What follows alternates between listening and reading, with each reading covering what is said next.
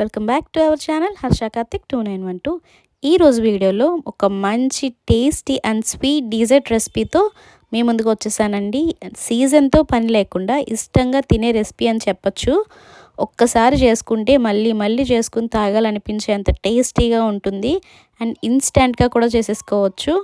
So ఈ పాటికే మీకు అర్థమైపోయి ఉంటుంది కదా రెసిపీ ఏంటనేది.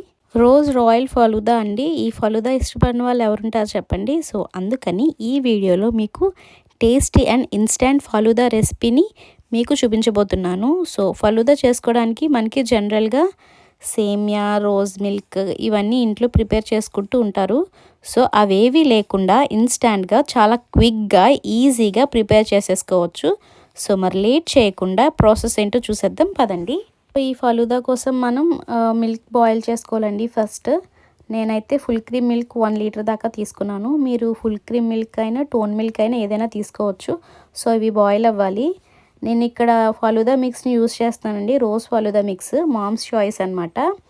మీకు డిఫరెంట్ బ్రాండ్స్లో దొరుకుతాయి బయట సూపర్ మార్కెట్స్లో, డీమార్ట్స్లో, ఆన్లైన్లో కూడా అవైలబుల్గా ఉంటాయండి. సో అవి మనం తెచ్చుకొని ప్రిపేర్ చేసేసుకోవచ్చు. పెద్ద కష్టమేం కాదు, ఇన్స్టెంట్గానే చేసుకోవచ్చు 3 స్టెప్స్లో. సో ఇలా పాలు ఇక్కడ చూపిస్తున్న విధంగా మరిగిపోవాలండి. పొంగు వచ్చేయకూడదు, అలానే మీగడ కట్టకుండా మనం కలుపుకుంటూ మరిగించుకోవాలి. మరీ ఎక్కువసేపు ఏం అవసరం లేదు. ఇలా మరిగిన పాలలో ఇందులో ఇన్స్టెంట్ ఫలూదా మిక్స్ యాడ్ చేసి మిక్స్ చేసుకుంటూ కుక్ చేయాలి. ఉండలేవి కట్టకుండా. And sugar and falooda save ఉంటుంది కదా, సో అవి కొంచెం ఉండలు కట్టేస్తుంది మనం పాలల్లో వేయంగానే. అలా కట్టకుండా మనం మిక్స్ చేసుకుంటూ కుక్ చేసుకోవాలి.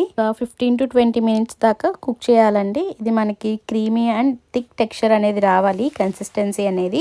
సో అలా వచ్చిన తర్వాత ఒకసారి అంతా కలిపేసుకుని దాన్ని మనం స్టవ్ ఆఫ్ చేసేసి కంప్లీట్గా చల్లారిపోవాలండి. సో అలా చల్లారేంత వరకు మనం పక్కన పెట్టేసుకోవాలి.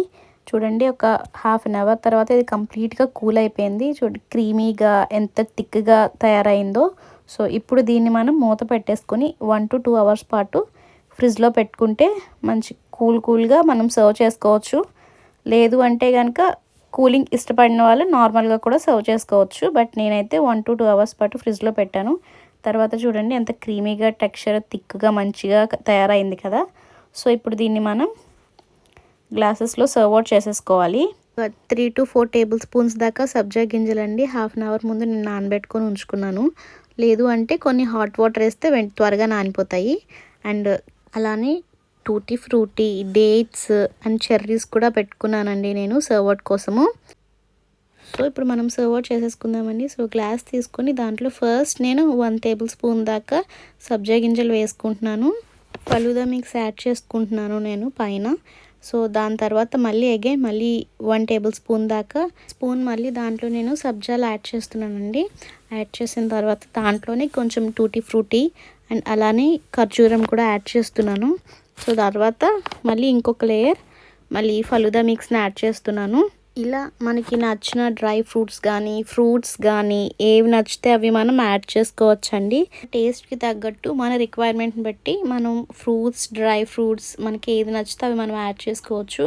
సో అందులోనే నేను కొంచెం ఐస్ క్రీమ్ని కూడా యాడ్ చేసుకుంటున్నాను ఇంకొంచెం డెలిషియస్గా ఉండడానికి. అండ్ పైన కొంచెం మళ్ళీ టూటీ ఫ్రూటీ అండ్ చెర్రీస్ కూడా పెట్టుకొని ఇలా డెకరేట్ చేసుకోవచ్చు.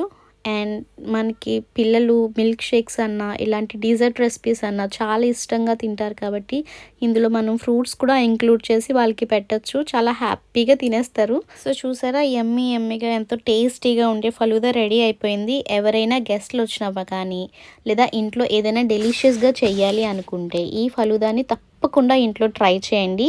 సీజన్తో పని లేకుండా ఇలా డిజర్ట్స్ ఇష్టపడేవారు ఇన్స్టాంట్గా టేస్టీగా చేసేసుకోవచ్చు. సో చూసారు కదండి, ఈ రాయల్ రోజ్ ఫలూదాని ఈ రెసిపీని కనుక మీకు నచ్చినట్లయితే లైక్ చేయండి, మీ ఫ్రెండ్స్కి రిలేటివ్స్కి షేర్ చేయండి. అండ్ ఇలాంటి simple and quick tasty yummy recipes కోసం నా ఛానల్ని సబ్స్క్రైబ్ చేసుకోండి. Thanks for watching.